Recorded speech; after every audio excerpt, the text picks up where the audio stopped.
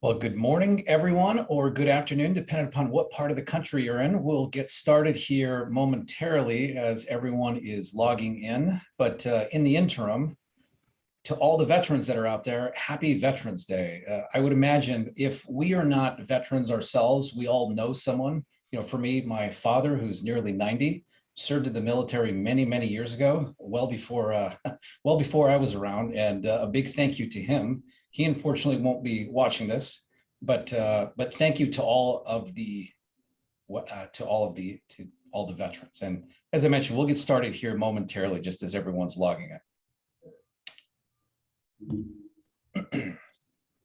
And we'll talk about housekeeping issues here. So today's session, and I want to first of all say big thank you to all of the fellow panelists for spending a few minutes with us today and sharing their thoughts on that of our security industry megatrends and how it is to help keep our security businesses relevant and, more importantly, how to thrive in these days. There's so many opportunities. We're going to be sharing a lot of great information here over the next hour or so.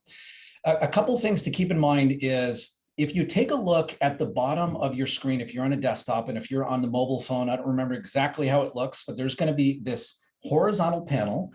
And you'll be able to see two things I want to point out to you, or three things I want to point out to you, is there is a button that says chat, and thank you all. I'm not reading all of your chats yet, but thank you all for actively participating. So you'll be able to send questions in the chat, or better yet, without your questions, all the way to the right, there's a Q&A. So if you click on that, you'll be able to type in a question that we'll be able to address as long as time permits. And hopefully most, if not all, these we'll be able to answer live. If not, we'll in writing answer those. So, and then as we get into the Q&A session, if there are any if you'd like to raise your hand, we can look to accommodate that as well. But thank you once again, everyone, for spending a few minutes with us. And as we get started, right, our industry has gone through a lot of changes. If we take into consideration over the last 5, 10, 15, 20, 30 years, and technology and the advancement of technology and the advancement of many other things, which I know Elizabeth is going to be sharing some really great and telling data in terms of bandwidth and things in that regard as to how it is that it's allowed us to be able to move forward with these things. And really, whereas there's a significant opportunity for those of us, the key here is to make sure that we're leveraging these, whether our markets are residential, the SMB market, the commercial market, et cetera. So once again, thank you for spending a few minutes, and I'd like to turn things over to my good friend, Elizabeth. So Elizabeth, if you wouldn't mind, for those of us that don't know you, if you can introduce yourself, share with us a little bit about your group, and then speak about that of your megatrends and some of the data that you've prepared for us.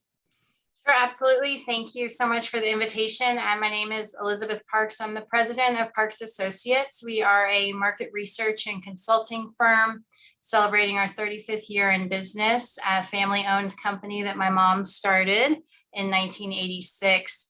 We take a careful look at the adoption of all devices, broadband services, and various features coming from them for the consumer and SMB markets, where our core data set is from our survey work of 10,000 broadband households each quarter. We've also just finished publishing our 8th annual security dealer study, actually about to publish next week, that we do in cooperation with SSI, a partner of ours, in asking dealers about their changes in all things that they're working on. So we have a very sweet spot with the home security markets, and I'm excited to share some of the data that we have today. So I think now I'm going to do a screen share, or are we doing other intros first? Let's do screen share, and then we'll introduce the rest of the team. Thank you. Great. So let's see if I can make it happen here. Okay, can you see the right screen? Yes. Okay, perfect. So I'm going to just take a few minutes to share some of Parks Associates data on the residential and a tiny bit on the SMB market. So let me just start off and say that we are in a world of disruption and change for businesses and consumers. And if you haven't noticed, everything is different than it was, and it's going to remain that way. Here's a variety of data points just showing a little bit about the service-driven market that we currently are in. Consumers value technology more than they ever have before, and so do the channels that are serving the consumer. So we see in the multifamily space that 65% of those builders report the differentiation points that come with smart home technology. We also see the older generations really embracing technology, and this is providing a nice opportunity for independent living solutions, which is a great adjacent area to home security, the home security space. Also, just the prevalence of routers in the home, connectivity, and really want to point out on the bottom left-hand side of the screen, the average response time now for a 911 call across the country is 10 minutes. This is really providing an opportunity to highlight to consumers that these professional services for home security have a value with that person showing up at their house. And I know Responder is going to talk a little bit about some of their innovations that they're doing with their solutions today. So just real briefly here, I'm going to run through these slides quickly so that everybody else also has a chance to share their views. But this is where we're at. We have 36% of households that have a home security system, 36% of households also owning one smart home device. So that could be a smart door lock or a networked camera that is not necessarily attached to a system. Also, 33% of households have professionally monitored services right now. And these are jumps that are significant that we've seen in the last 2 years. And we attribute that to the rise in DIY. Also, intentions to purchase remain about where they always have, that 13 to 15% mark, with consumers looking to make a security system purchase. So this self-installation phenomenon is huge. It's been around for a long time, so it's not so new per se, but we have seen dramatic increases, particularly with consumers who are concerned about having somebody in their home, looking towards remote support for maintenance, and really the end result of dealers, adding tools and investments in support where they can help their customers remotely. The smart home device space is something that we follow very closely and always have. And so we take very careful care in what we categorize as a smart home device. So a television is not a smart home device. A smart speaker is not a smart home device. Those are consumer electronics devices. A speaker at its heart is playing music, and that is its core thing that it does. It also does work to integrate devices, though, and a great control point for the home. But just to emphasize what we are counting when we talk about smart home devices, they are these things that you're seeing on the screen here. Many of them have a security or energy play in the home. And what we're seeing with the adoption of these devices is that consumers really are liking them. So about 1 in 10 households across the board have one of these devices, and actually cameras, doorbells, door locks, and smoke detectors are now getting right at where smart thermostats have been sitting, that 11 to 13% adoption. So they're going to be surpassing smart thermostats, which has been considered one of the hero smart devices now, if you've been in the industry tracking things. When we ask dealers what they're offering for their service, now this data is coming from our security dealer study. This is last year's data. I didn't have a chance to pull in this year's, but we will be sharing some of this soon as well. You can see that dealers are looking to other places to increase their revenues, and we think that's a great thing to be doing. There's a lot of opportunity in video verification, the cybersecurity offerings, the PERS and independent living solutions, as well as additional monitoring on the perimeter or for your vehicle. And we think that this is really a huge opportunity for the security space when we talk to consumers about who they want to be that provider who they trust with their data. Connected devices have a lot of vulnerabilities that could concern consumers about privacy, security, and other threats. And home security providers are at the top of the list, and they always have been. Followed by that are the internet service providers, and we certainly see a big opportunity for them as well, especially given that they're already in so many households across the country. So consumers do trust security companies. This is a huge thing, and it will be interesting the next 18 months to really watch this play out, especially as we see traditional providers incorporate some of the, let's say, tech giants devices and services in the mix. So this is something we're going to continue to watch carefully.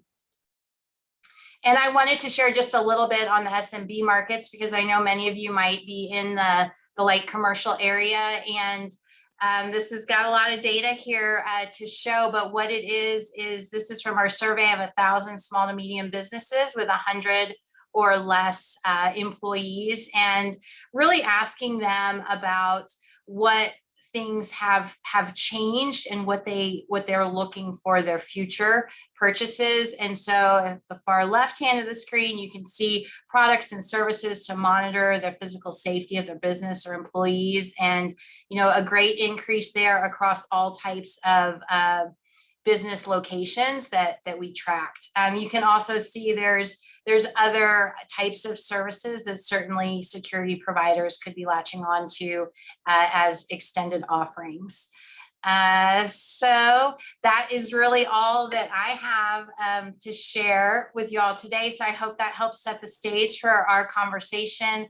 And if you have any questions about our research, feel free to visit our website, or of course, reach out to me following this conversation. So thank you again for the invitation. Yeah, Elizabeth, thank you very, very much. And let me, first of all, I have not had a chance to take a look at everyone's chat, but thank you. I appreciate everyone being very participatory and actively listening. Let me ask everyone a question. Let's all put a 1 in the chat if we found what Elizabeth just shared super helpful, right?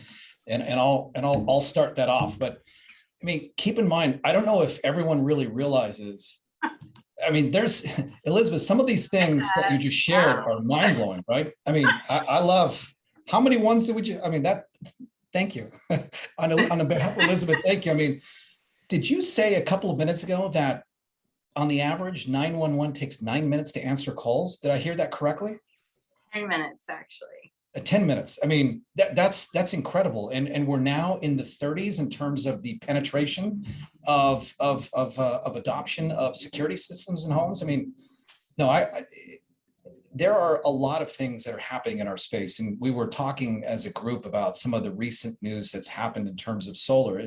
But thank you, Elizabeth. Really appreciate you sharing this insightful information, this insightful data as we're setting the stage. And next, I'd love to turn things over to Mark, my good friend Mark, as well at Responder. Mark, if you just wouldn't mind quickly introducing yourself, sharing with us what Responder does, and then sharing with us where you believe we're heading to help keep us and allow us to thrive, please. Absolutely. Thanks, David. Elizabeth's a tough act to follow, but I'll see what I can do. Responder, I'm the CEO of Responder, Mark Zimmerman. Responder is a distributed mobile security network, which is a bit of a mouthful, but really what we're trying to do is solve that problem that Elizabeth called out here, the 10 minutes to get a hold of someone at 911, and then the 20 minutes, 30 minutes, 40 minutes, or never that it may take to actually get someone to arrive on scene. And we do that with a combination of software and a large network of security guards, thousands of guards across hundreds of guard companies. And we use the software to find the person who's closest and to get them to the scene and put them in a position to succeed when they get there. So more to talk about there, but more wanted to focus today on the big trends that we see shaping our industry, sort of what's changing. And I think, you probably get a list of 100 different things that are going on, but I thought I would call out a few. The first is the changing relationship between the security industry and the police and security services. That sort of, as the world has changed in the pandemic, as budgets have been constrained, as politics has interfered for good or for ill with what the police are doing, that relationship, which has always been complicated, is getting more so, and we don't see that changing anytime soon. So that 10 minutes and may get longer. The ASAP to PSAP, the alarm scoring, broadcast and file, lots of things going on here, but important that at the end of the day, one of the things our security systems do is get professionals to the scene, and we need to think about how that's going to work.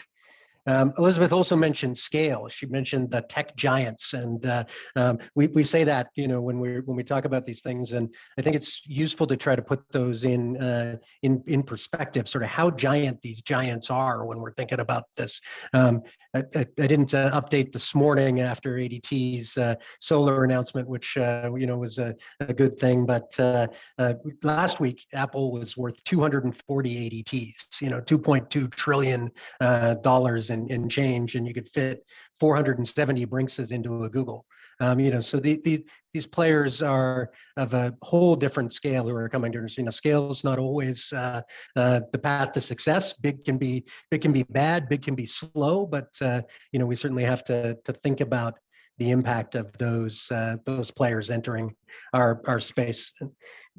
Second or third trend I'd like to call out is interoperability. Elizabeth put up that slide with all the smart home devices that we have in our ecosystem, and at least in theory, they're all supposed to work seamlessly together. That's certainly what it said on the box when I bought them or when my dealer installed them. But we all know that isn't, actually true.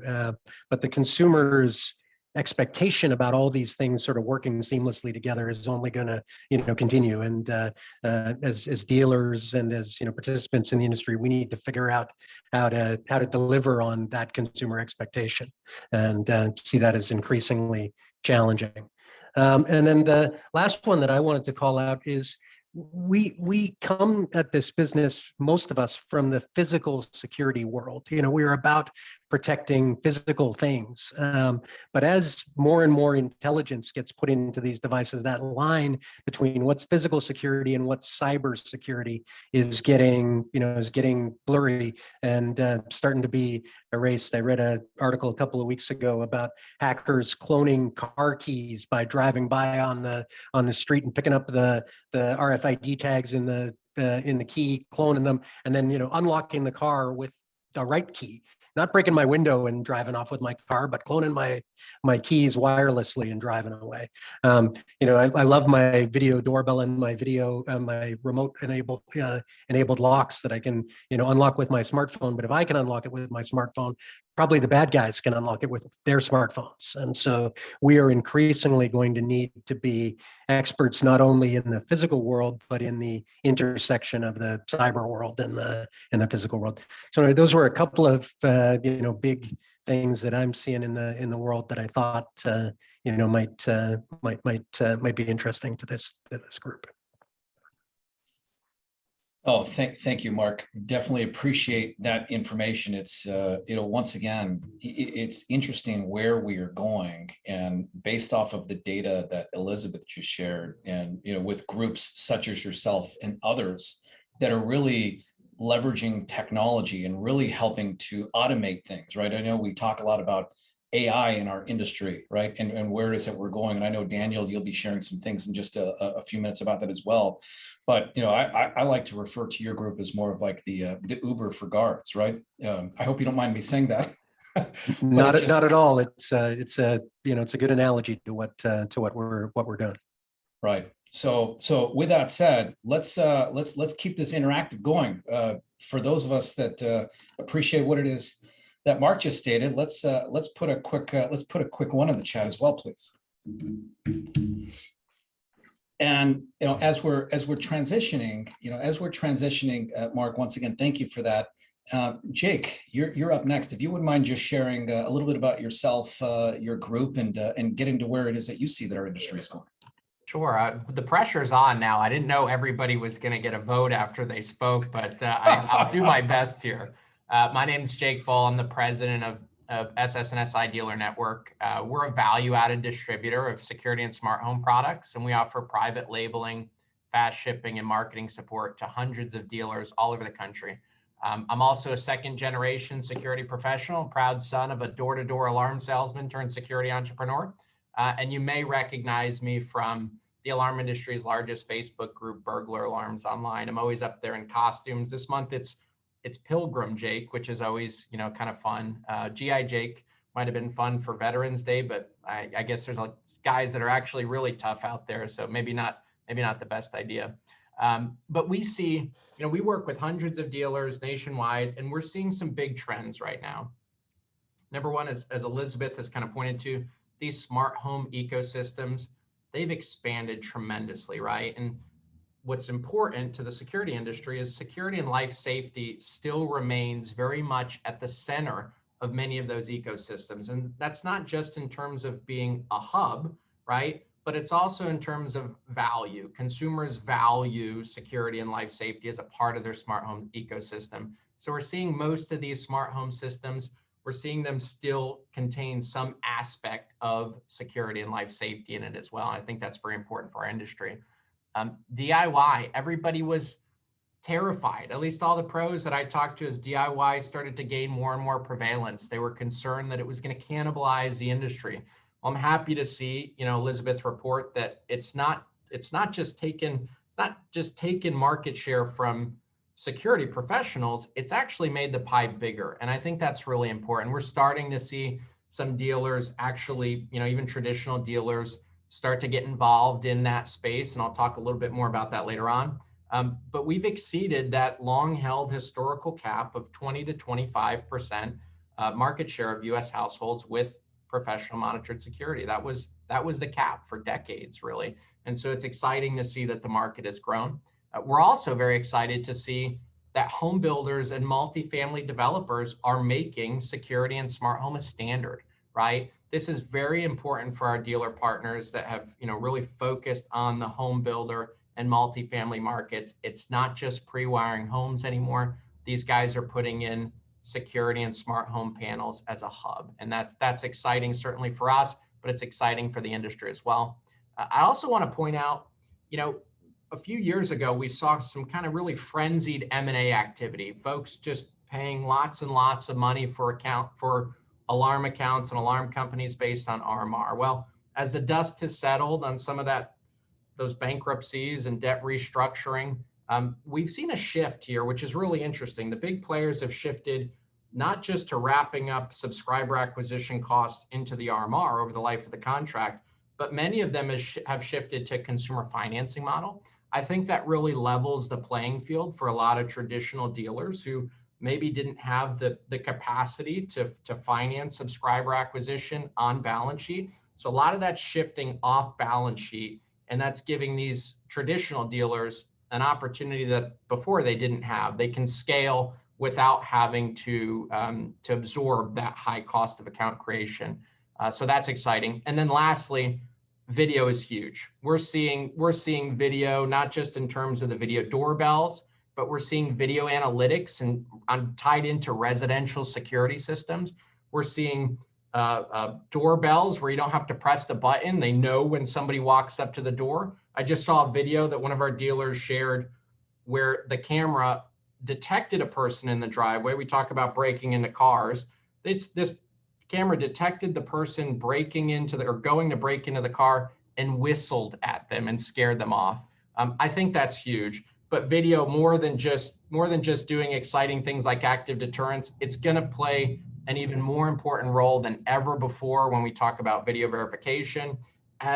As we exceed 20 to 25%, and we're 35+% of U.S. households with professional monitoring, we've got to do it better, right? We can't strain existing resources more than we already have as that market continues to grow. So I think there's going to be an increasing push towards video for not just verification, but for analytics and for subscriber self-verification of alarms. So we're excited to see what's happening. I know there's a lot of folks that see the change and get worried about it, but we see endless opportunity for our dealer partners. Yeah, thank you, Jake. I got to tell you, I mean, a couple of things that you just brought up, in my opinion, I wholeheartedly agree with in terms of this consumer financing. And one of the challenges that we all have as business owners is managing our business capital, right? Our finances. And I'm not saying that I'm a financial expert, but having this having this opportunity to capital to be able to not grow ourselves out of business is huge, right?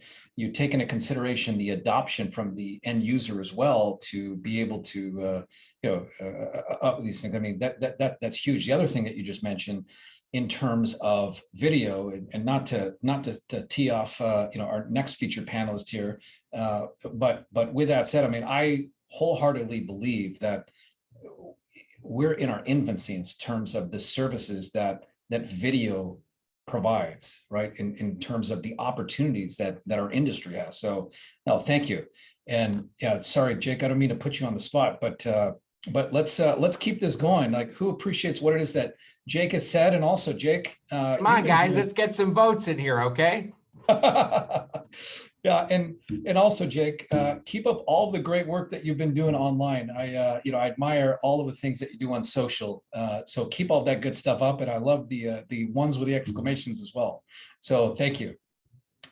And with that said, and definitely last but most definitely not least, Daniel, can you share a little bit about yourself for those of us that don't know you, a little bit about yourself, your group, what you do, and then talk about where it is that you see our industry going and where there are opportunities for that of security companies?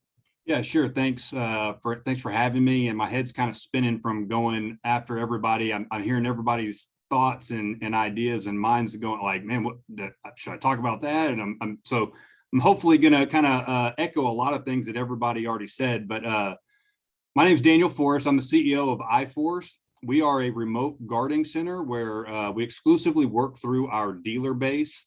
And so all we do is remote video monitoring. And we've been doing this since the late 90s. And so we've kind of seen it start from where it was just a lot of difficult installs and parts and pieces and a very difficult sell to where it is today. And I'll kind of share where I feel like it's going, because it's getting very, very big. And so I think that before it was a very long sales cycle. And so now, as we see this rapidly increasing because of technology and because of connectivity, like Elizabeth said, the end users are really driving the demand for this remote guarding service. And I think that that's the biggest trend previous to what we've seen. It took a long time to sell remote guarding. And so you would always have to try to convince the end user that this is what they need. And now the end user saying, I want this, I know it's available, I need to have it because, one, you can save money, you get a superior service to what's been out there. Physical guards are having a hard time hiring people. And so now you're getting a very similar service to physical guarding, but doing it remotely, and you're saving money and getting that similar service. I mean, the end users are able to see this, they're much more knowledgeable. And so it's driving the demand on the video monitoring side. And it's not just, it's so much more than just video verification, right? It's these higher level of service where we're doing video intervention, we're doing talk down, we're opening gates, we're opening doors, and these end users see that this technology is available to them and it's successful. They're able to look next door and see how successful it is, whereas before they couldn't see that. And so they were kind of skeptical on buying all of the equipment that was necessary and then adding that service and thinking, well, maybe it won't work and I'll waste my money. Long gone are those days. And so I'm excited that people like Mark are doing these responder services, because that is very difficult. That's a big trend, is that we can't, even with calling the police on a verified alarm, they're not getting there as fast as we want them to get there, which is why audio is such a huge deterrent. We're able to specifically call down live audio and get these people off of a property. But now with people like Responder, we can get alternative guard service there quicker. And so I think that is a huge trend, just because larger cities are even, they're not wanting to dispatch on alarms. Even verified alarms are becoming, a nuisance because people, they think they saw something, right? If it's DIY, they think they saw something, and so they dispatch and it was nothing.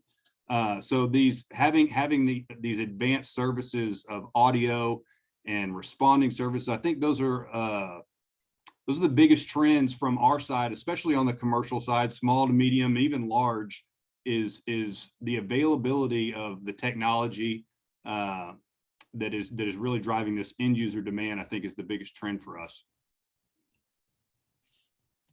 Oh, thank you, Daniel. Really appreciate that. I mean, the integrators that we, many of the integrators that we work with, they have adopted video monitoring in one way, shape, or form. And I think for the right applications, I mean, there are just huge opportunities, especially on the commercial side. And it's interesting how, I was going through ADT's most recent financials, and I noticed that for them, year over year, in terms of Q3 2020 versus 2021, their CSR, which is their consumer small business revenue or overall revenue, actually was dipped a little bit, whereas their commercial revenue was up 18%. And then overall, their monitoring, a lot of that contributed to that was monitoring. I believe the number, if my memory serves me correct, was like 5 or 6 or 7% increase in monitoring, year over year. So it's no, thank you for sharing that as well. And can I add one more thing, David? Please. Yeah, so that 5% was specifically on monitoring services, and really, I mean, that 5% for ADT represents hundreds of millions of dollars, and the only way you can get that type of RMR increase is by going to these higher level video services. That's not them adding millions of alarm accounts. These are, $300,000, $400,000, $500,000 a month accounts on the remote guarding side that's causing that expansion, which is why I think you see a lot of the big boys, the Amazon, Home Depot, trying to dip their toes into this space. But fortunately for us, right, like Elizabeth said, they trust the security guy. They don't trust Amazon. They don't trust these big tech giants as much as they trust us as security professionals. And so I think that speaks a lot for us, and I think it's encouraging for us in that remote video monitoring space. Oh, thank you. Appreciate that. And once again, let's give it up for Daniel. Let's put a 1 in for Daniel to thank him for his special insights. And I appreciate everyone having a little bit of fun, right? These days we need to have a little bit of fun. And a couple of things I want to remind everyone as well is in the queue. So I know in the chat, we've got a huge thread of the chat, and I was able to gather a couple of the questions that I have that we'll get to here momentarily.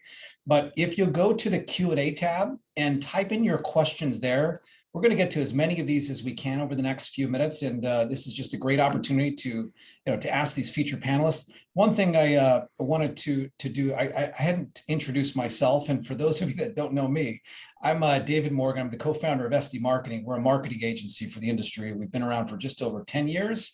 And we've worked with over 300 groups all over the country, including dealers, integrators, and manufacturers nationwide. And in fact, we work with a few groups out of the country as well. So with that said, we've got a few questions actually that we're going to get to, and I want to get to some of the ones that are just posed here as well. One other thing, Sam, can you drop for those of us that are on the session, if you'd like to connect with any of us on the panel, Sam's going to drop everyone's LinkedIn profile URL so that you can view our profiles individually and connect with us so that we can have communications offline as well. But Mark, I'd like to start with you. When we take into consideration the independent dealer or independent integrator as an example, what are your thoughts about how they can best position themselves to compete against some of the largers like the nationals and big tech, as you alluded towards a little earlier? What are your thoughts on that? I think there are lots of little things, but I think there are two big things that the dealer has going for her advantage, as we look at the competitive landscape. One is the trust factor that Elizabeth, mentioned, that you have an ongoing trusted relationship with the customer. Someone someone who's in the local community, at the Veterans Day parade, at the hockey rink, I'm part of the fabric of the community in which I'm in, and and trust me. I think that's a advantage that's unreplicable by by larger companies, and we need to play to that strength. I think the second one is being winning on the basis of the customer experience, winning on the basis of the overall simplicity and the elegance with which I solve the customer's problem. So I think those are two layers that are very hard for big companies to compete against, and that play to our dealer strengths. And I know Jake's crew can help you on the customer experience front. So maybe he has something to add there. Great. I don't know, Jake, if you Yeah, wanted I'm to sorry, add. I was on mute. Yeah, to your point, I just think it's more important now than ever, as these guys they are the trusted resource and they're most trusted provider of smart home technology, to focus on their brand. Shameless plug, we'll put your brand on your alarm panels. So, if you have any questions about that, reach out after the call. But yeah, thanks for that. I think it is really the best opportunity that these guys have now, is just how trusted they are.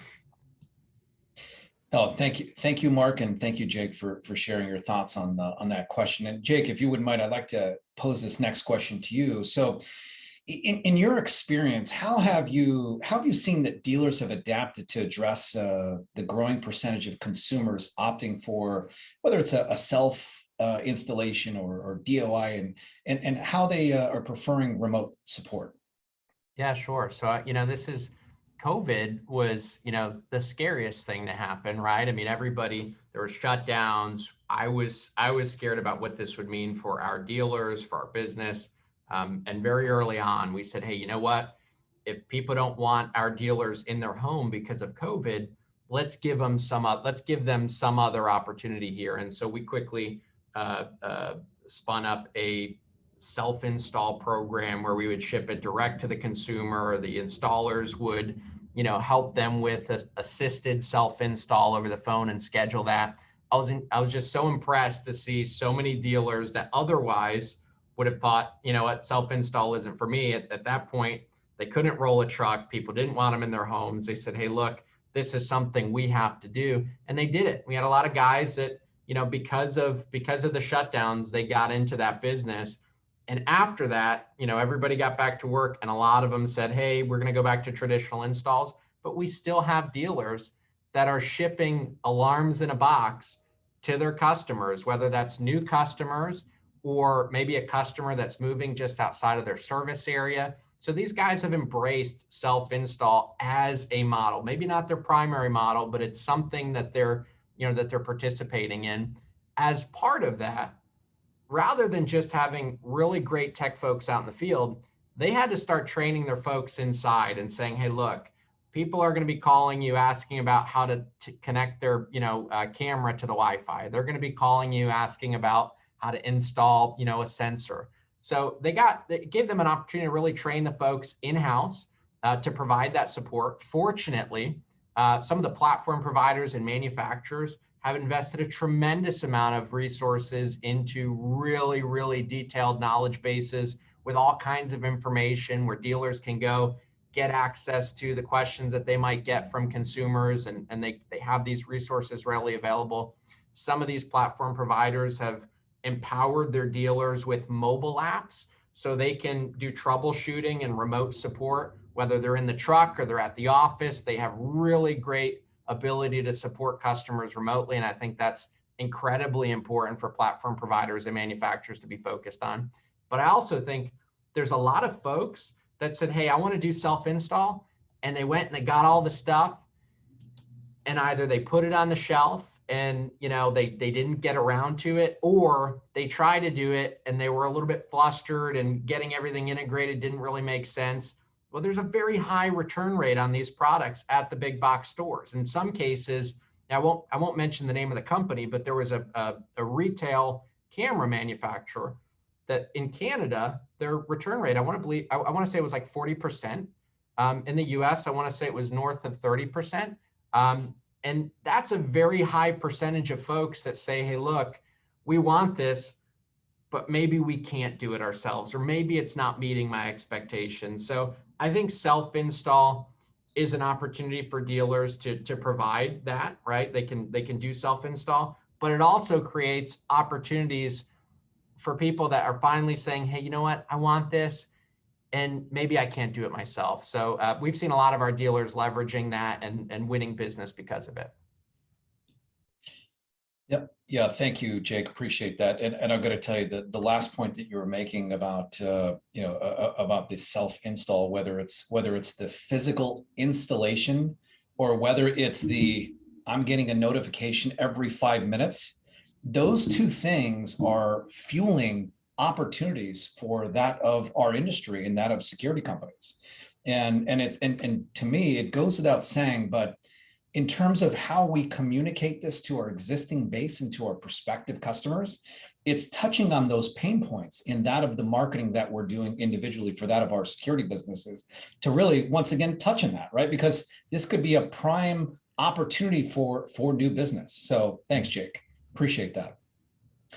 So, and thank you. I do see that there's a number of questions that have come in, and we're going to get to those momentarily. Also, a few minutes ago, Nelson had asked if he could get these slides that Elizabeth had pointed out. And Nelson, and this is to you and to everyone else, we're recording this webinar. So yes, you will be able to have access to this via the recorded version, and you can fast forward to the slide that you'd like and or listen to the entire session again. So with that said, Elizabeth, if you wouldn't mind, I'd like to pose the next question to you. What do you believe is the biggest challenge within our industry, within the security industry right now? Well, there's a lot of challenges in this sort of new environment we're in, but I think the blurred lines that we're seeing between consumers' ability to go out and buy a single point device that can act like home security versus a whole system, and understanding the value that consumers perceive of those different options. There's a lot wrapped into that, and so you have to really talk to different consumer segments in different ways to understand what makes them feel safe enough. And actually, we produced a whole study on what is safe enough, and what for some people, one outdoor camera is safe enough with no monitoring, no nothing. It's a camera outside that they can view and has storage and don't pay anything for, versus a whole system that is having a professional show up in the case of an emergency. So there's so many options and choice for consumers, which is great for the consumer, but it's really something to navigate for the industry players. And it's driven a lot by the tech giants, which are big and scary, and they have a ton of money to spend. But I think it's also important to recognize that some of the business models that they have introduced, let's say Ring, those are not sustainable. And most of us who've been in the industry for a long time know that, right? Because you all know the numbers and you see how it works, and you can't give something away for $4.99 a month that costs X, Y, and Z. It just doesn't add up. And Amazon is recognizing that as well, if you see the increase in their pricing.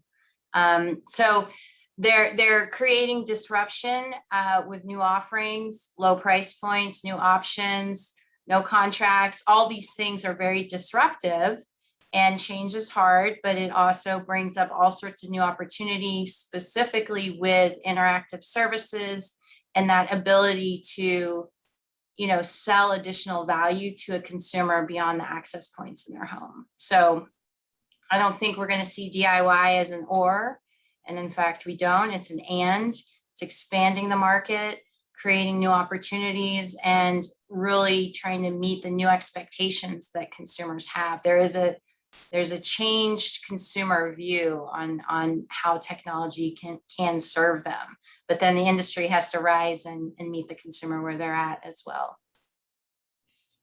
I 100% agree with you on all those points. And to your point, it's not an or, it's an and. I 100% agree with that. And it's not something, in my opinion, I don't believe that it's something that, I think it's something that we should we should embrace and leverage and ultimately ascend these groups to professional monitoring with professionally installed systems. So 100% agree with that. Thank you. Let's see, I think that it was, let's see, Andrew and Travs, thank you very much for your feedback. And just before we ask this next question, being that we need a little more love in the world, does anyone, any of the attendees love today's session and love what it is that we're not done yet. We've got a lot of great info, but if you can type in the chat love as to your thoughts about, thank you. Appreciate that. And let me also say love. So Daniel, the next question is for you, if you wouldn't mind. And I'd mentioned ADT as an example, in that the commercial side of the business is considerably growing. But from when we take into consideration where you're seeing on the commercial side of the industry, where do you, and with the commercial market poised for that of significant growth, why do you believe remote video monitoring is being adopted by dealers and integrators throughout the country?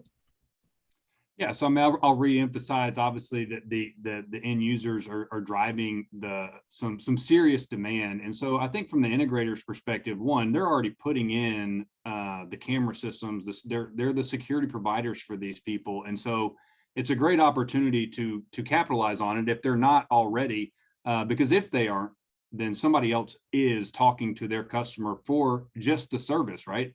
They have to have cameras, but you can sell just the remote guard service separately. And so I think that that's even important for the people putting in the cameras, because it's a great opportunity to go in and gain RMR. And I think the biggest effect of it is, just like on the ADT article you mentioned, is that increased RMR really increases the value of your business.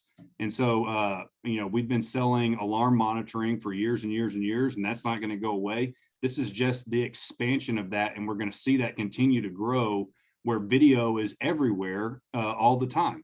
And so, and having that video monitored is very important, so that it's effective, right? You're putting in a proactive system, not just a reactive system that someone's going to go back and look at their recordings. And so obviously I think that what makes it easy is the technology that's come in, right? So a lot of these dealers are adopting this because it's not difficult to bring online anymore. We can take over almost all existing systems out there. Obviously the new systems, if you sell a new system, then that's very easy too, but you can increase your RMR very easily. You don't have to have specialized technicians.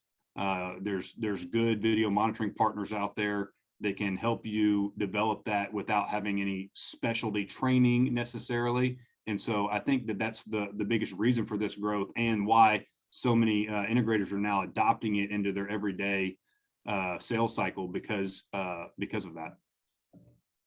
No, wonderful. Thanks, Daniel. And I completely agree. That's what it is that we're seeing as well with the groups that we work with.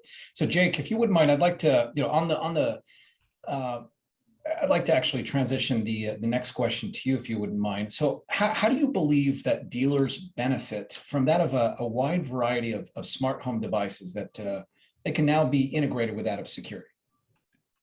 Yeah, so I think it creates a lot more value, right? In the service that they provide. Every additional device tied to the system is adding value to the system and the service that they provide. It also adds complexity, right? I mean, as we have more and more devices that are tied to the system, consumers are a bit confused. Hey, what works with what, right? And how do I make this work together?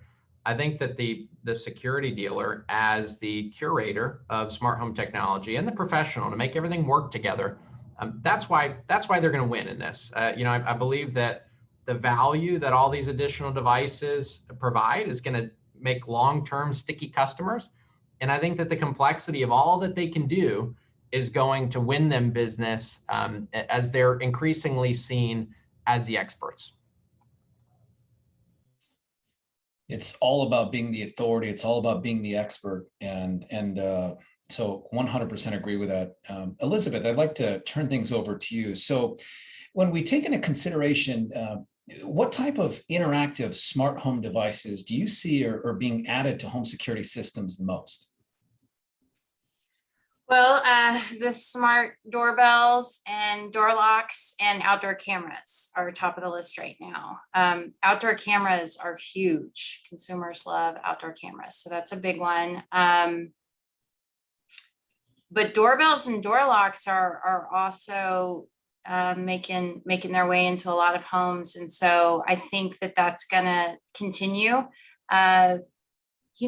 It's really about having a consumer understand the value of what they're getting, and then having this easy access to that engagement piece that really is their phone alerting them to something happening or rather not happening. And those different tech that gets in with video analytics enables all of that to happen, creates predictive and proactive types of experiences for the consumer that are so easily understood. And I think it's for the manufacturers to really help the dealers parse out all these different add-on options, and then how do they sell that to the consumer? How do you do upgrades? How do you introduce to an existing customer an add-on that they might really value and is kind of a no-brainer? So I think there's a lot of different aspects to it, but doorbells and networked cameras, I think, are going to continue to really take hold for consumers. Oh, thank you. And I personally am a consumer of all those things and control them all from this device here. So 100% agree with that. And I know I'm in good company. So Mark, I'd like to transition, and I'm going to ask you two questions here, but we'll focus on one at a time. But question number one is, how over the years, like, how have you seen police response change in the past few years? And more importantly, where do you see it heading? Sure. Well, let me declare that the one job I think I would be most terrified to be given at the moment is being the police chief of a city in the United States. If you asked me couldn't pay me enough to be the police chief of Dallas, say, or Tucson. The budgets of police departments have rose sort of consistently from the 80s through mid 2000s. From kind of 6% to about 17% of the average city's budget was spent on police, but that stopped. We reached a plateau, and we're seeing inflation, and we're seeing retirements, and there are fewer police to do the available jobs in the world, and so these folks are having to make very tough priority calls.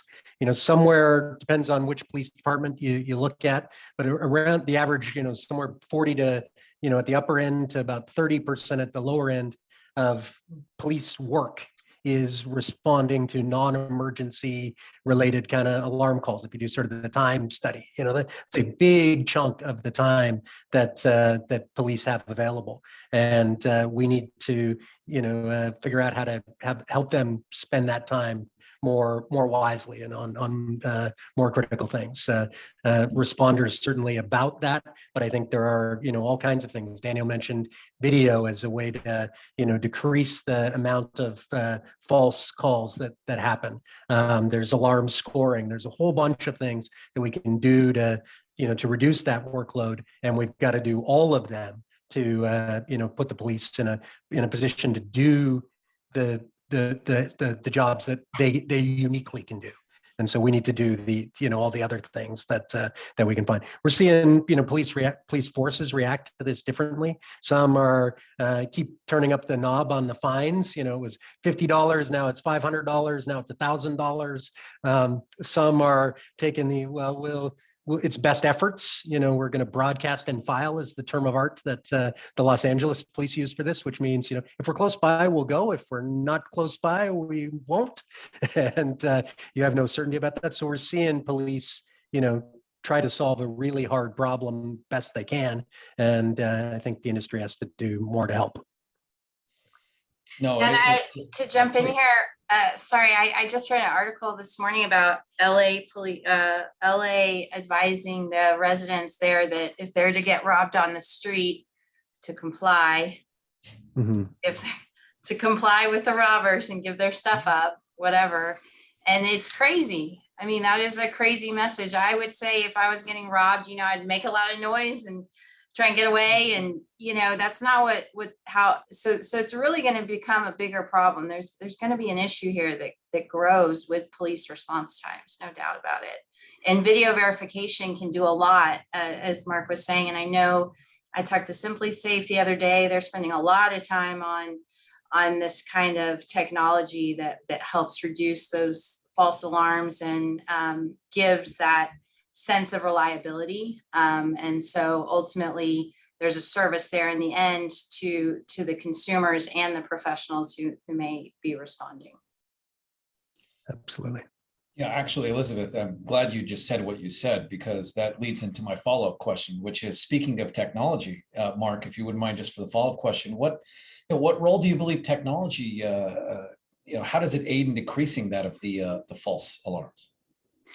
Yeah, I think there's a couple of things that technology can do to help. We've talked about video as one. If you can see what's going on in the site, your ability to know which ones are real or not goes up markedly. You get a lot more information from a video image than from a door sensor. So that's one. But then second one is making intelligent use of that information. We are getting we need to spend more time on the algorithms and the AI and the machine learning things that can make sense of all of that sensor data. So we put more and more sensors in more and more places. You got to get smarter about making decisions about what those sensors are trying to tell you. And then the last one, I think, is we need to give the customer certainty that once we've eliminated the false alarms, that the real alarms are going to get dealt with. And that's where we think private security is is a part of the solution. Great. Thank you, Mark. Appreciate that. And Daniel, I've got the next question for you. And just another quick reminder, I know that we have a number of questions in the Q&A, and a few have come directly in the chat. We're going to be coming to those momentarily. So thank you. We have just a couple of other questions to get through, and then we'll hop right into those. So Daniel, on this technology thread, what do you believe is going to be, what new technology do you think is going to help allow for that of a greater expansion of that of remote video monitoring, or even video monitoring generally speaking?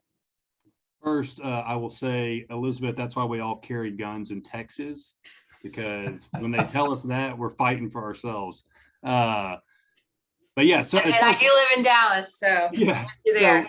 So on the technology side, there's some really cool stuff coming down. I think specifically in stuff that Mark's been talking about on the software that's coming in our industry is really allowing us to do real interaction with the police, to where we're becoming like a true extension of the police department. And that interaction is much more than just hey, we got a call, we see somebody, and we're able to interact with the police on a high level that I think is really going to help this whole market expand, because it's going to help the police so much, and we're able to give them very accurate information.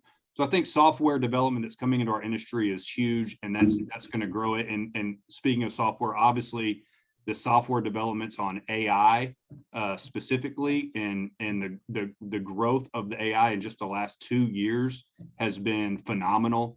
And being able to add that to just about any camera. I think there was a question in the chat that said, cloud AI or on-site device, and really they're both very, very, very good now. The cloud allows you to not have to put a device on site, but sometimes bandwidth requirements require a device, and you have to do some stuff on the edge.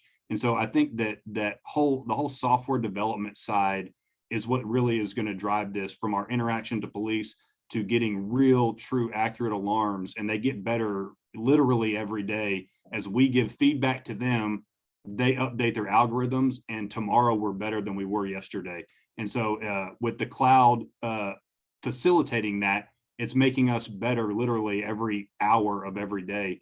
And so I think that's very important. And then obviously you got the stuff that's been around, but it's starting to come down from a price point, which for us is really exciting, because we're able to expand our perimeter, which is the drone technology and the radar technology that's only been, accessible from a dollar standpoint by government and big contracts. But it's getting to the point where we're able to facilitate that as a remote guarding center for your average end user, small to medium commercial, that can utilize this technology and expand their perimeter on their properties to get real coverage. Exciting times. Yeah, 100% agree. Very, very, very exciting time. So, Jake, next questions for you is, being that we've been speaking a little bit about video, in your experience, where are you seeing your dealers? What are they leveraging, or how is it that they're winning, video to win business? Yeah, so it's interesting. I think, a few years ago, one of our number one support calls was, hey, how do we turn on notifications on the cameras that we bought? And the second most popular tech support call was, hey, how do we turn off notifications on the cameras that we bought, right? And it's because, for so long, cameras and video was useless notifications. It's like, great, you could see it, but nothing's happened, right? You weren't getting valuable notifications, and users were basically training themselves to disregard notifications. For the first week, they're looking at everything that comes through, and then by 2 weeks into it, they're disregarding all of it altogether, right? Now we're seeing, even home builders standardizing with video as a part of their builds, right? We've got video doorbells on every DR Horton home. We've got, our dealers working with production home builders all over the country that are putting a camera in, an outdoor camera with every home, not just a video doorbell. So I think a part of that is because our manufacturers and our platform providers have really worked to develop technology to a point where those notifications are valuable. And as it relates to video verification, those notifications in that video is actionable, right? There's good information there. It's not just an alarm. For how many decades would a central station call the police department and notify them that they have a front door alarm, right? That's so useless, right? I mean, it's no wonder that, we've had so much trouble getting police departments in some of these municipalities where the budgets are strapped to respond, right? That's not valuable information. You're telling me somebody opened the door?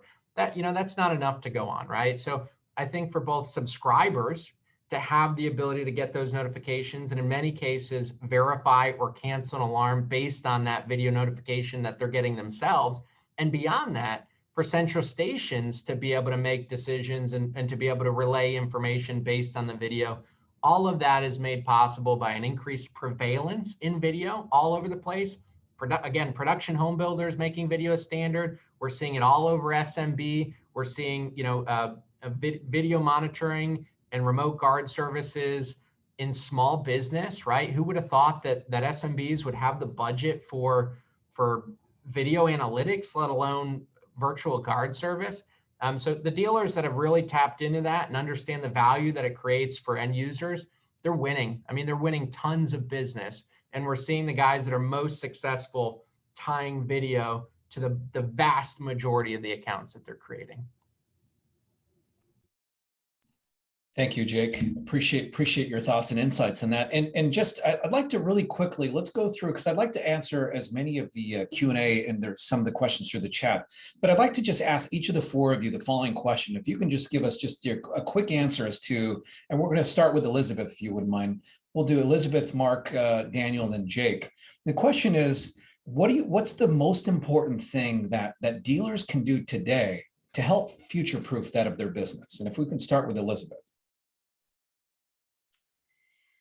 The most important thing to future-proof business, I think, is to embrace change. We're in a world of Darwinism, adapt or die. So if you're not changing, you are dying. So if you haven't made the move to some of these interactive services, looking at remote support tools, I mean, you're going to be lost down the line. So I think that's really important. Great. Thank you. And Mark. I mentioned earlier that that line between cyber and physical is going away, and I think that's brushing up IT skills and software skills is going to be critical to being thriving in this industry 2 years, 3 years from now. Daniel, and then Jake, please. Yeah, I would say, just like Liz said, it's with the rapidly changing technology, just be flexible and because it does change so fast, just rely on great partners. There's a lot of great partners out there that you don't have to do all this by yourself, and you can still make a lot of money at it. Perfect.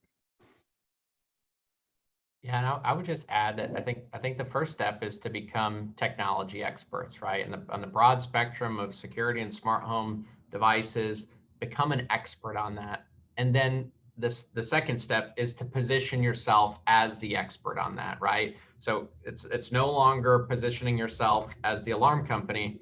It really is letting folks know that you are a whole home and an SMB smart home and smart building provider. And I think that's the most important thing that these guys can do today to survive and thrive, right?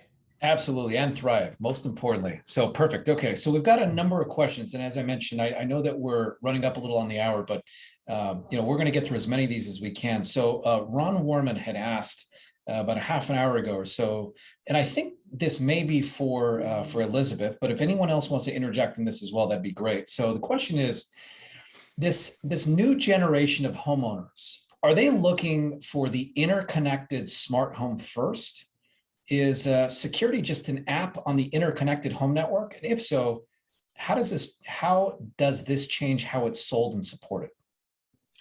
Sure. So for the home builders, this kind of smart home technology certainly is a differentiator, and they can increase the price point of the home. Or, we've been doing a lot of work in multifamily, and certainly the rent that can be achieved is a lot greater when you have this kind of technology there. I think home builders, though, are taking things slowly. They've been here before with some of the control companies back in the day and got burned, right? When you put in a system into a home, you need it to work for like 20 to 30 years, right? That's what a home builder is thinking. And if it stops working after 2 years, 5 years, or 8 years, then you basically have a brick built into the home.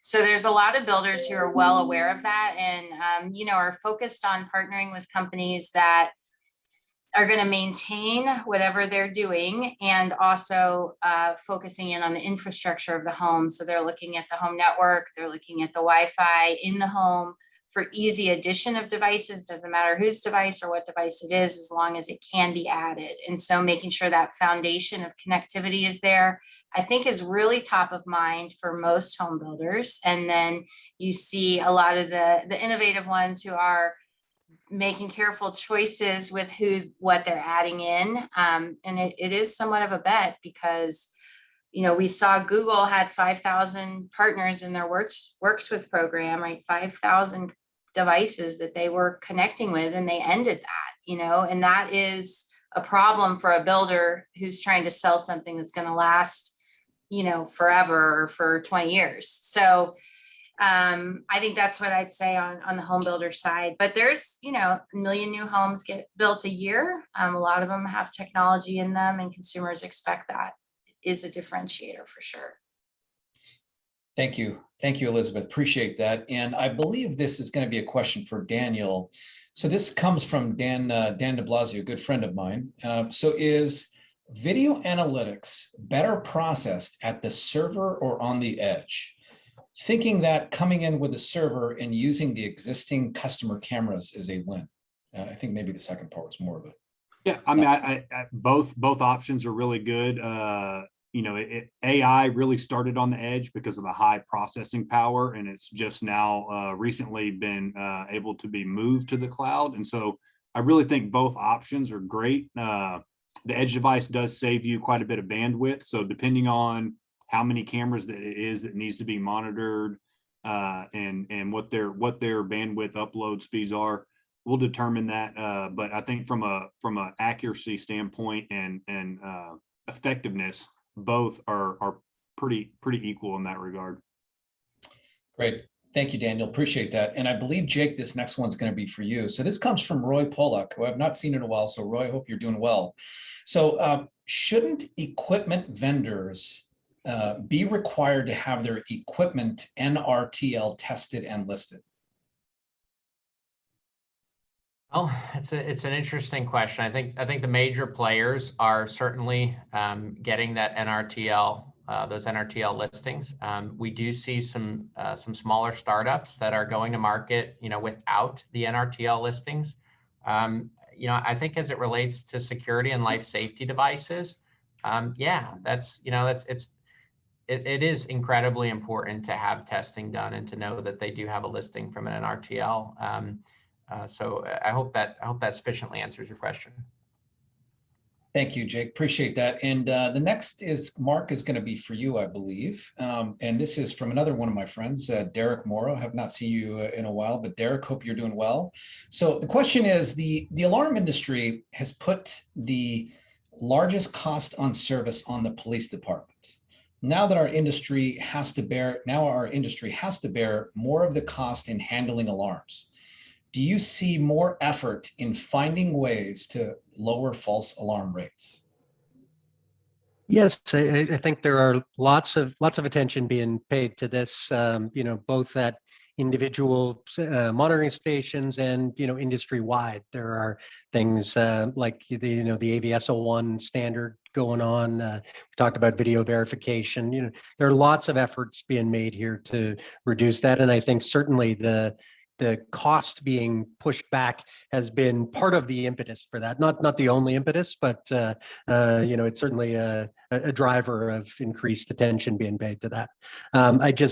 I think it's naive of us to think that we can drive that to a 0 point. This is going to be an ongoing effort to reduce it. But as the penetration goes up, Elizabeth said we went from 25 to 35, and if we get 3% better at false alarm reduction, we're still going to have 10% more alarms to deal with. So this is a thing that a problem that needs answers from multiple angles. Great. Thank you, Mark. Appreciate that. And let's just see here. Maybe Mark will follow up with another question for you as well. So this is, Responder is a fantastic idea. And this comes from Philip Saint Pere. I hope I pronounced that correctly. So Responder is a fantastic idea, but should you worry about, maybe he was paying attention to what I said earlier, but should you worry about Uber or AKA like a behemoth deciding to set up a similar service, i.e. Uber security, just like what they did with Uber Food? I'm a startup founder, so worrying is in my DNA. It's something I do all the time, but it's not a particular threat that we're concerned about. We don't use random gig economy workers to do this. We use trained, licensed security professionals to do the work that we do. So that's a network that their existing driver network doesn't match. And then on the demand side of our business, we are partners with all of you, with the security industry for the demand side of this. And we think both of those things provide a moat, if you will, around our business. We've got better partners and better delivery, if you will, in the guards that we use. So that's why we think we win on an ongoing basis. I just want to add too that the state that sometimes I receive my Uber Eats deliveries in, just kind of tossed at the front door. I think you're in a safe place there, Mark. Appreciate it. Maybe we'll get a guard to come make sure that your Uber Eats is properly delivered. Hey, there we go. We'll watch, make sure you tip well.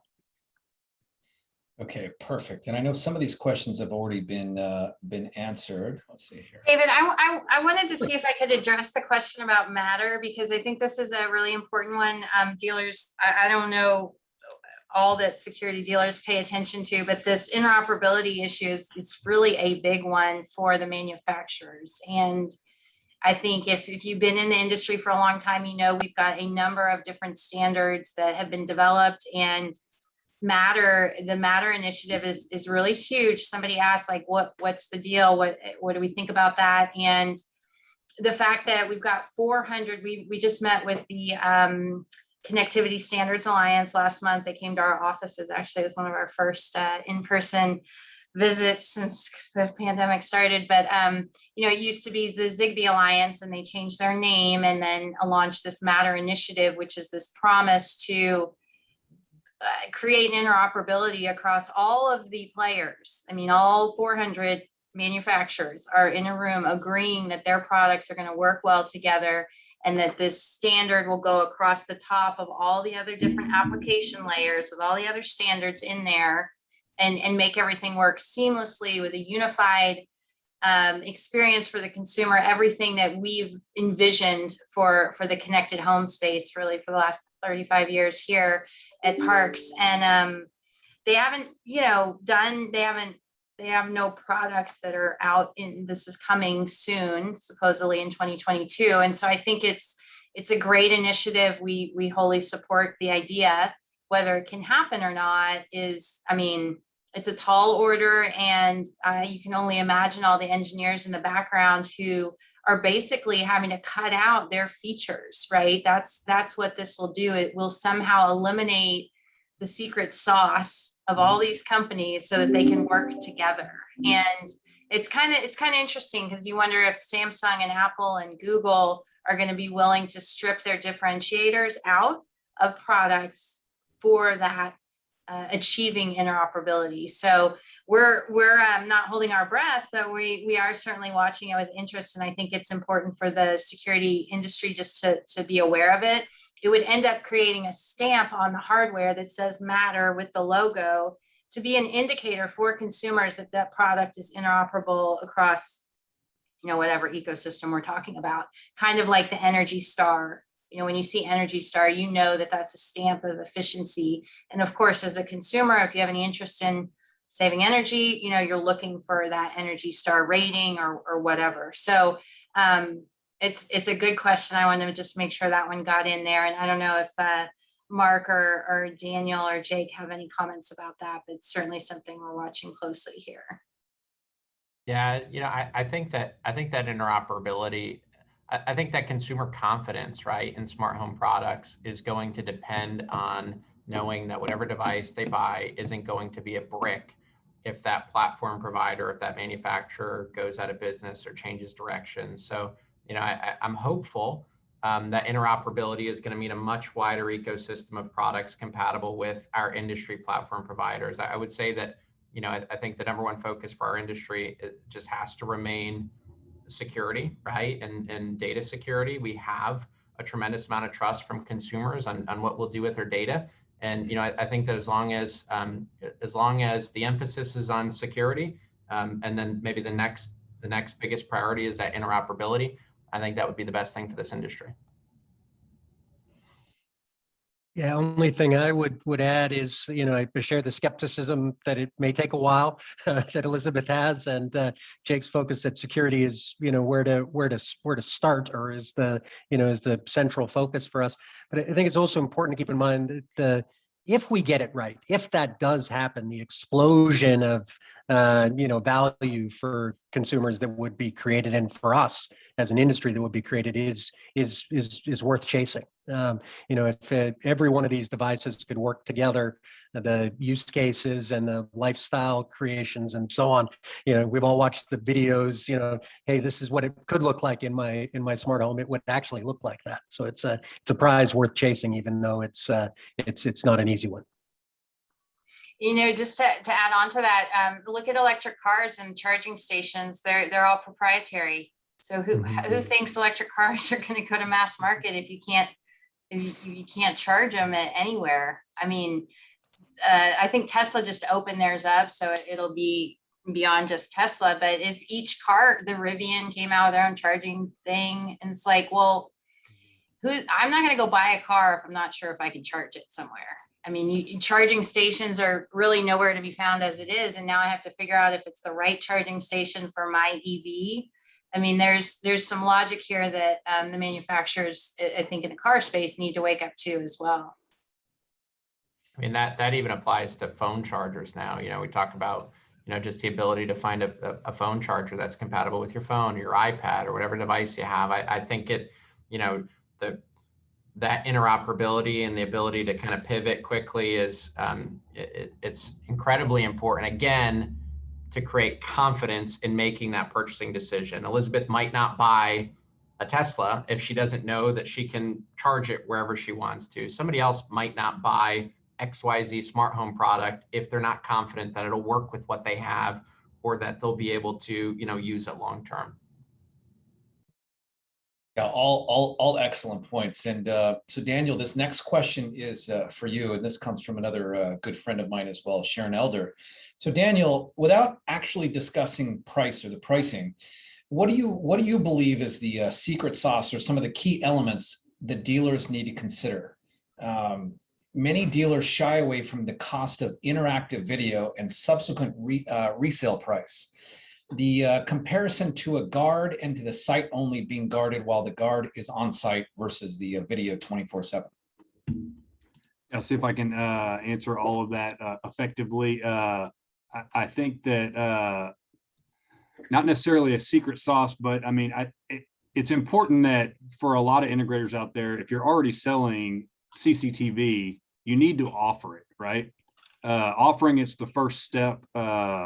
And working with a great partner to know what your costs are and what you should be charging to be competitive in the market is obviously important, because if you don't know what you're selling, to some extent, you're not going to sell it. And so I think finding a good partner that can help you with that is important.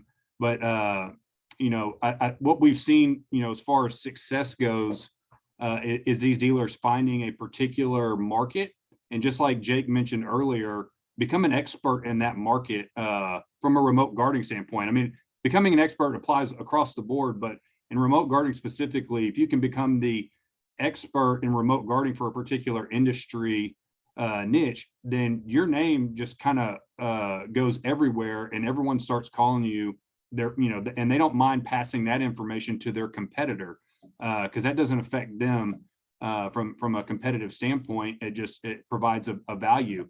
And Ron Werman in the chat, if anybody's looking at the chat, made a comment a minute ago, which I thought was very important. Technology changes so fast.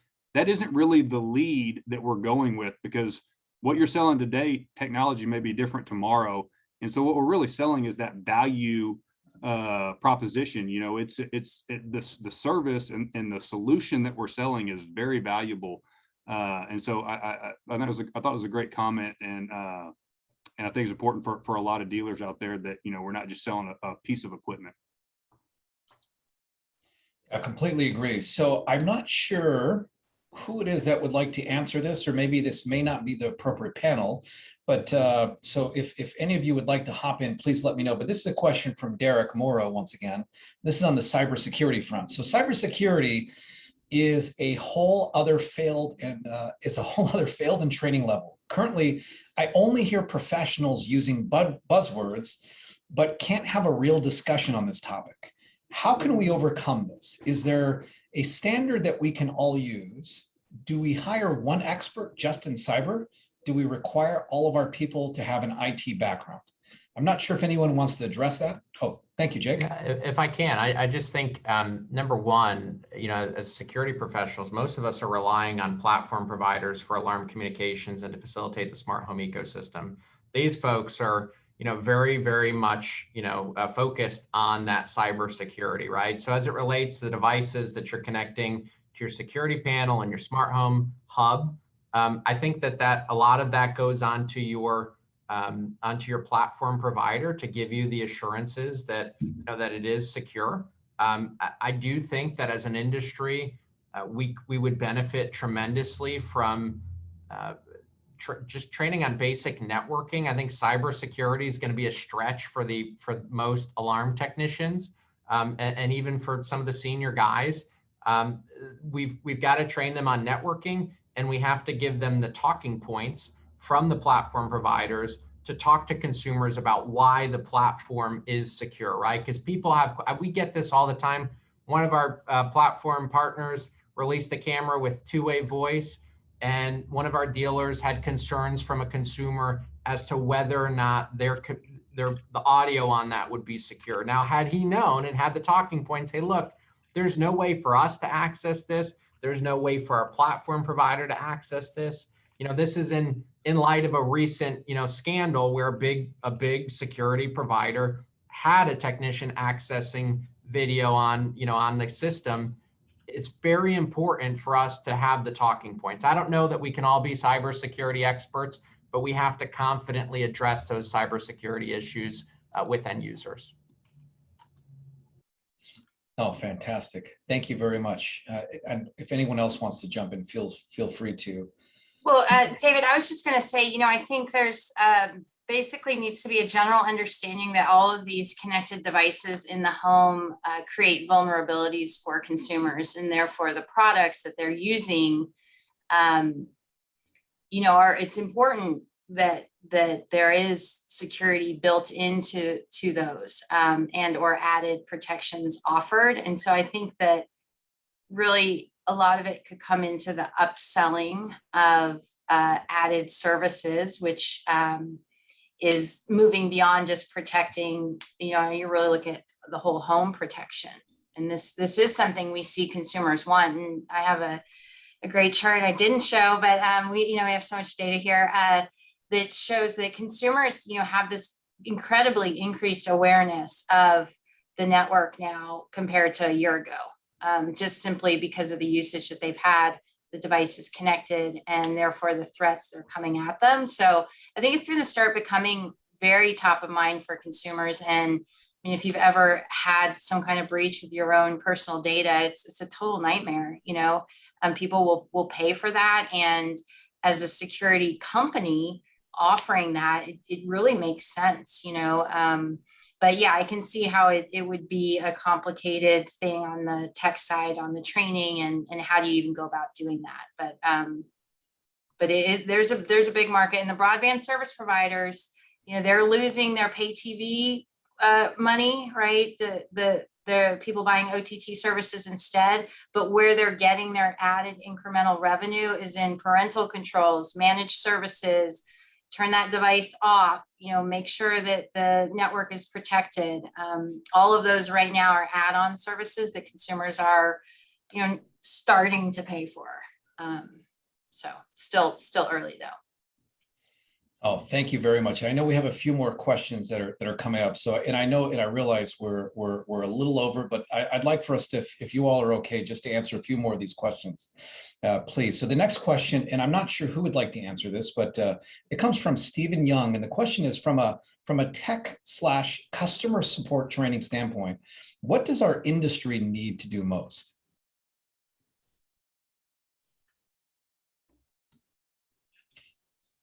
That's a very tough question, only because, we deal with a lot of companies and their networking departments, their IT teams, and it seems like literally every single person does it differently. Everyone prefers a different router.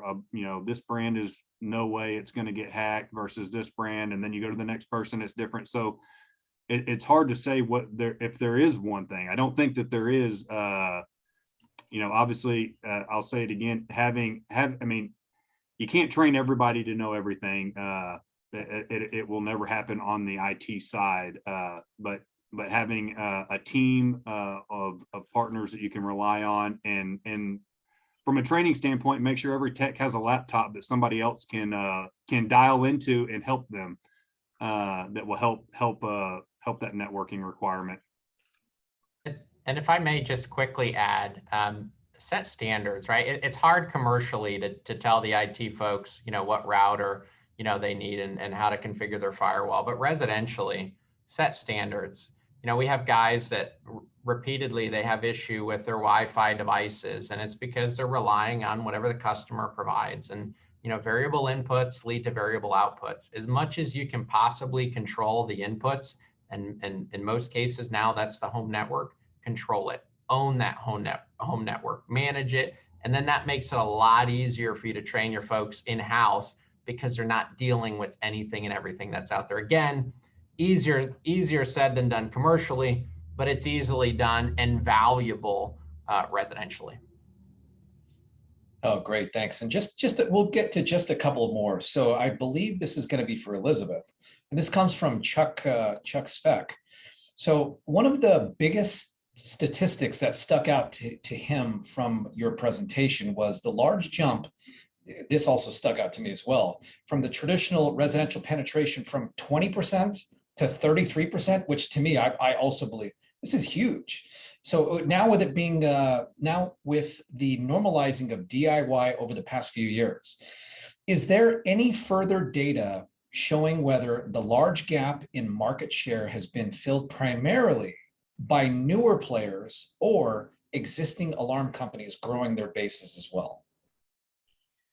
So yes, we have a ton of data. I'd have to dig in to get that, but yeah, absolutely. We produce hundreds of slides on this topic a year through our data. I think the big message here is that the traditional providers are now offering DIY, right? ADT and Brinks have bought up DIY companies to provide that offer. And then you see the Simply Safes and the Rings, they're now offering professional monitoring. So this is where this very blurred line comes into play. And in terms of who's growing, it's been pretty steady over this past year overall, but the DIY players are certainly helping this growth that we're seeing. The no contract or low contract offerings, a 12-month contract versus 36, it's standard for a Vivint or Brinks ADT. It's really churning heads, and then it actually creates churn, right? Because you have a 12-month contract. So when the 12 months is up, a consumer is now looking to renew that contract, or maybe they're shopping.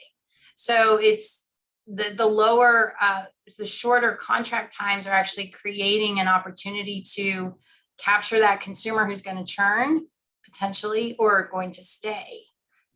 So it's really interesting time with choice, and that the very traditional professionally monitored providers are looking to these innovators in providing new options for consumers.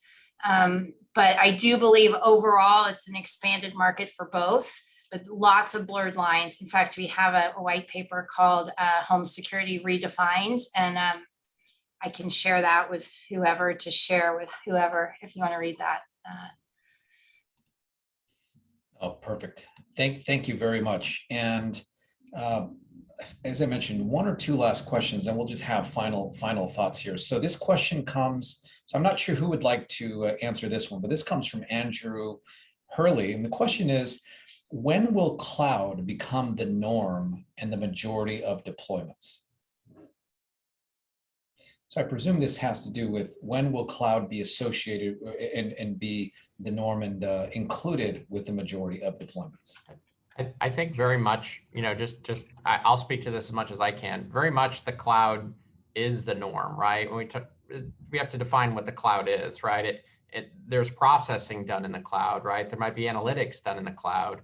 I think some of the rules and automations are done in the cloud. Security is done in the cloud. Access from all this is cloud, right? And cloud's a fun word to say, but there's so many different definitions of what that is. There's also cloud video storage or cloud video storage, right?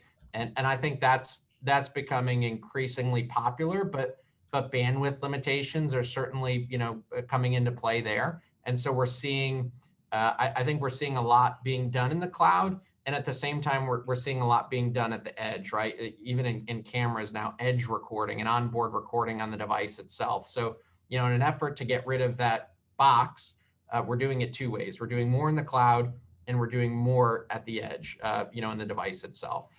So just my thoughts on that. I agree with that. I think just like Jake said, it is already the norm in a lot of cases, in most cases. But I don't think the edge stuff's going away. I think it's kind of like the whole IP camera and analog. There's always going to be both hanging around, just because people want their stuff on the edge. People are still hesitant of the cloud, but for the most part, a lot of people are on the cloud and don't even know it from some perspective. Perfect. And these are not questions, but these are just comments from Dan de Blasio, which is one is great point, Elizabeth. The Wi-Fi router can be the weak link if they're not checking for updates for their router. And also this is from Daniel de Blasio as well for or more of a comment to Daniel Forrest is Daniel, I'm thinking of an install at Metrolink and using some of their installed cameras for AI video analytics. Our video analytics is 96 to 99% accurate to ensure minimum false alarms. I mean, to the point, being able to filter these nuisance or false alarms is super important part of what is that we've been stating.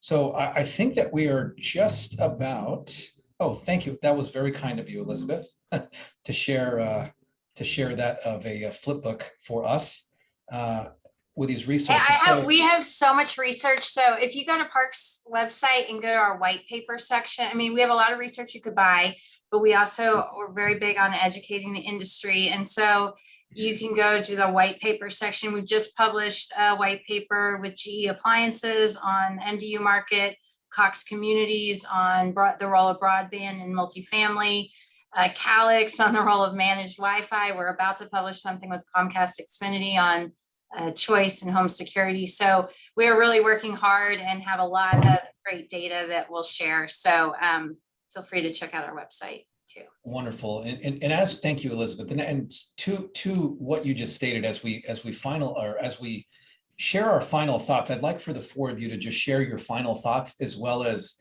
rename your business and even just state the URL to your website. That would be great. I'd like to, first of all, before we do that, I'd like to give a big thanks to the four of you for allowing me to share this virtual stage with you. I've learned a lot as we've been prepping for today, and even more so today during today's session. I realize we went a little over, but there's been a lot of great questions. We've had well over a dozen great thought-provoking questions throughout the Q&A as well as the chat.